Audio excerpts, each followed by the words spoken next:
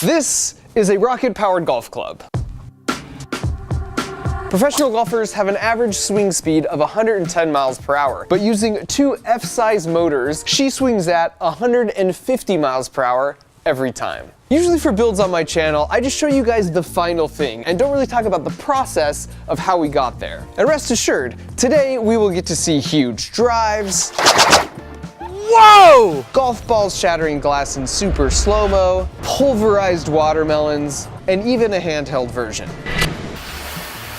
But this build, I think, is a great chance to pull back the curtain and demonstrate how the engineering design process actually works. I want to highlight 6 learning opportunities that led us to this final design. And to do that, we need to go back in time 4 months to when I first had the idea. And as always, we started with a simple prototype to see if the concept even had a remote chance of working. But before we fire it up, you'll notice we have counterweights on the opposite side here. That's so that the center of mass of the spinning part is on top of the axis of rotation. In other words, it balances perfectly at the point at which it spins around. If you don't do that for something that spins, it creates a bunch of extra force for your system to deal with. It starts as a small vibration, but then it gets worse and worse as you pick up speed. Since we need to hit this tiny ball with the head of this club at really high speeds, if we're not perfectly balanced, the club and the whole platform itself would just be shaking all over the place and we'd never hit it. Okay, back to the test. Those stands are shaking more than they should, so we knew we would need to balance the spinning part better for the real test, but at least we knew it could go kind of fast and nothing blows up. And so then it was time for CAD, which is always the next step. And then together with my friends Ken and Kayla, we started cutting metal and making stuff.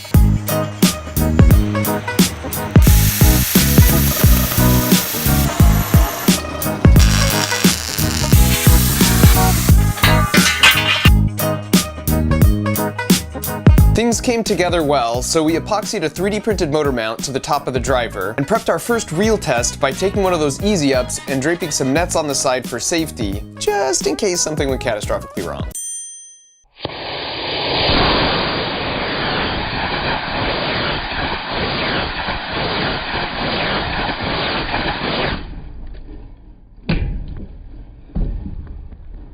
This was our second learning experience. We didn't have enough contact area for epoxying the head to the driver, so it wasn't a strong enough bond. This was tricky because it meant we had to 3D scan the club head, which allowed us to CAD up and then 3D print a more contoured mount with more contact area for the epoxy. We also took this chance to double the rocket holsters because what could possibly go wrong? So we went to test our new dual rocket setup with 2 E motors and everything went perfectly.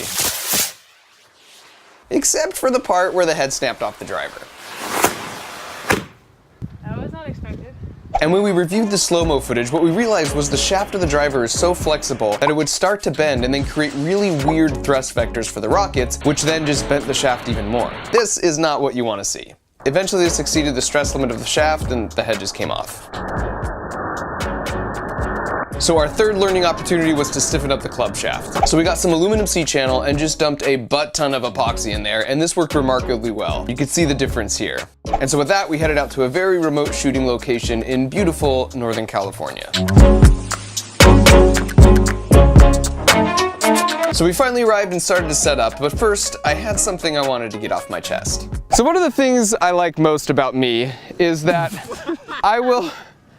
I like to reach out to lesser known channels and sort of give them a handout and some exposure on my channel, which is why today I'm here with Destin, Smarter Every Day. And if by some miracle you don't know, Destin is on the Mount Rushmore of science YouTubers. We've been friends for almost exactly 6 years, and I know this because I took a screenshot of the huge moment for me when he subscribed to my channel when I only had 10,000 subs. He's made videos about the physics of cats landing on their feet, tattoos in super slow-mo, or the first video I saw of him about how chickens have an internal open feedback loop which allows them to head track.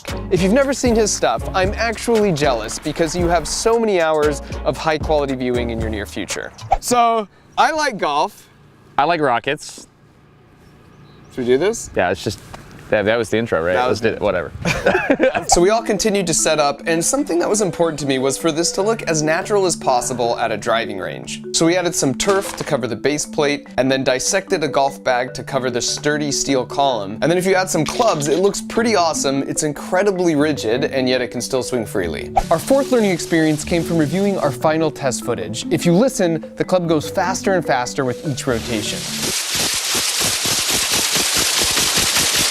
Naturally, we want the club to contact the ball when it's going the fastest, which in our case is 10 rotations in 1 second. That means we somehow need to sneak the ball into the path of the driver in less than 1/10 of a second, or 1/4 of an eye blink. To accomplish this, we have a pneumatic cylinder here that hinges up the tee. It knows when to fire because on the back of the shaft there's a light sensor, and this disc has a slit which allows the light to pass through once per rotation. So we send that info to an Arduino over here that counts for us, and then after 15 rotations, it tells the cylinder the precise moment to fire using a solenoid.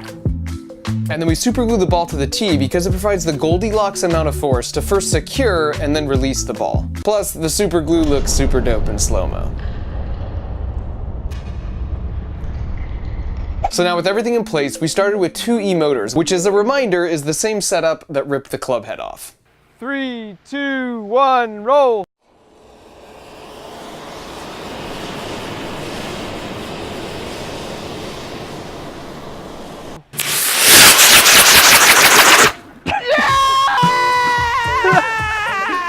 Where did it go? What happened? Go, baby! No way! No way! That's a cool shot right there, dude.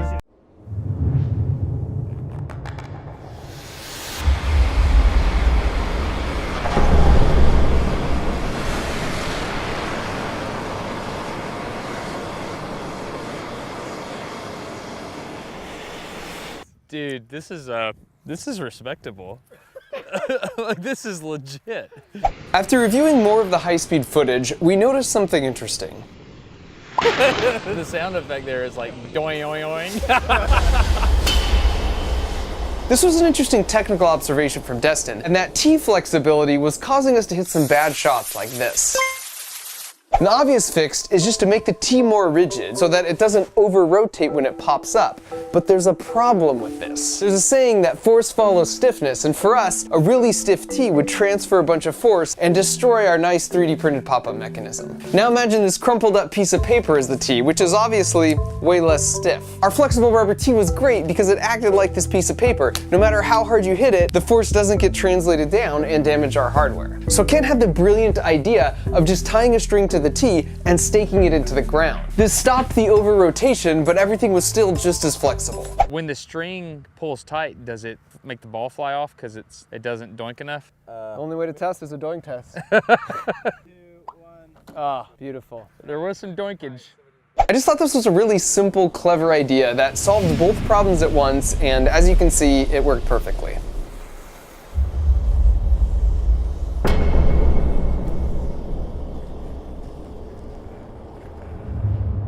Now we're ready to try a dual F motor. So these deliver about twice as much force to the club as the E motors that made the head snap off. And this provided our final and certainly most poignant learning opportunity. 1, go!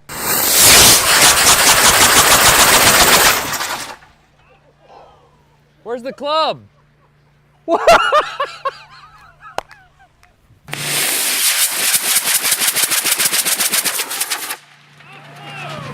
Where's the club?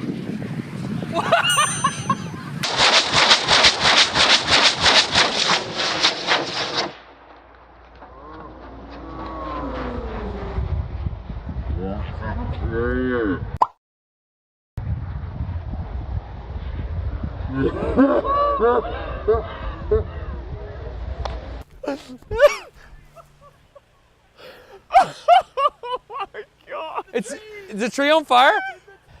Wow. Like I'm laughing, but that could have been bad.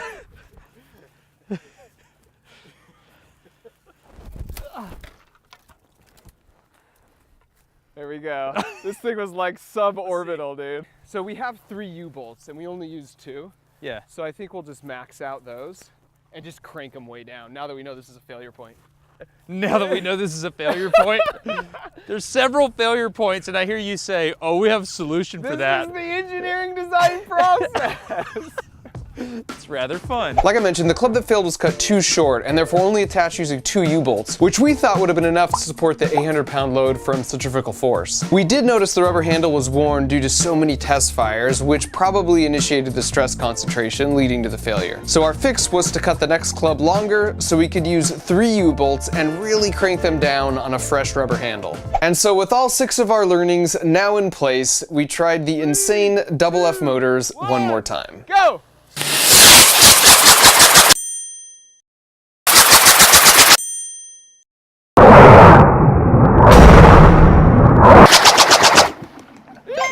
Whoa!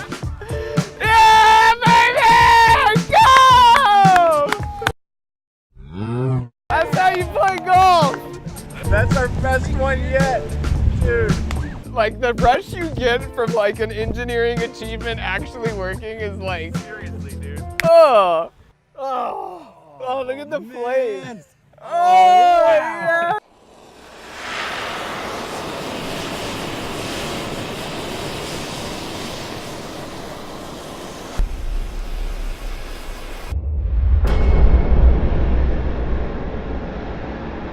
So we never found these long balls to measure the exact distance, but I can drive a ball 280 yards and these were well beyond that. I mean, just look at this trajectory straight to outer space. Now that we got all the shots we needed, it was time to have some real fun. We started with a handheld version that was powered by a single C motor, because anything more than that would just be way too unsafe for me to hold.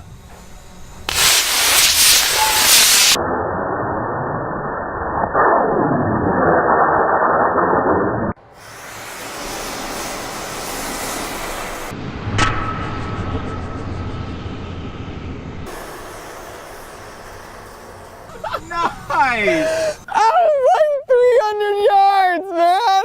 It really did, like, make it so much easier to swing. I'm not even kidding. Yeah. Like, it really made a difference. 3, 2, and then some glass, just because.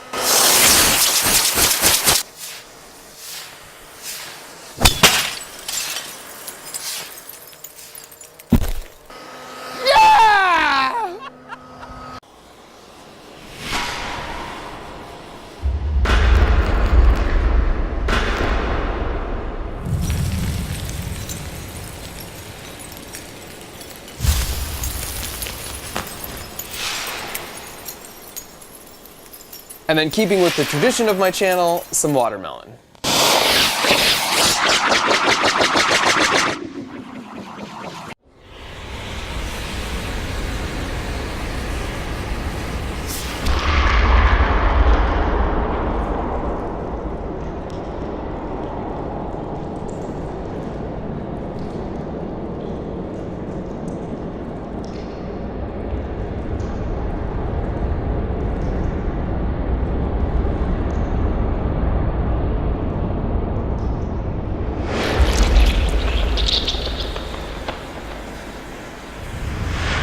Thanks for cutting open a watermelon with a rocket-powered golf club, Mark. You're welcome. Yeah, that's all of this. The past 3 months of work in engineering was just to Boils down to this moment. Just to enjoy this watermelon. Yeah, Mark's like trying to make stuff look good.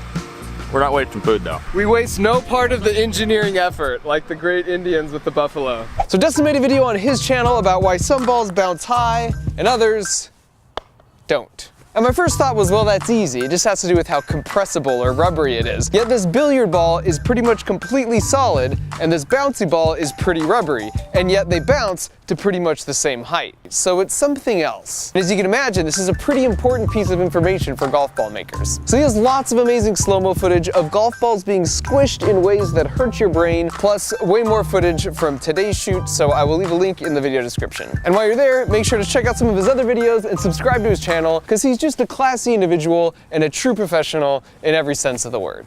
Are you rolling? Yeah. Hey, it's me, Mark.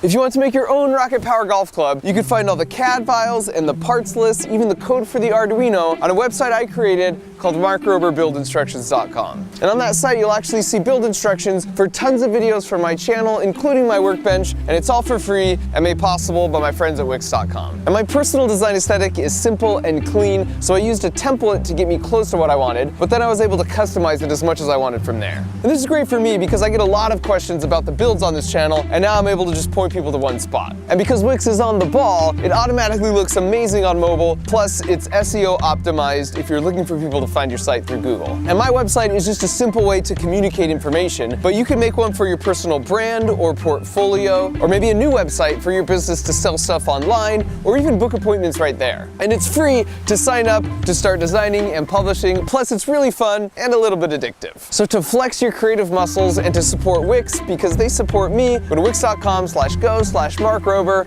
or just use the link in the video description. Thanks for watching.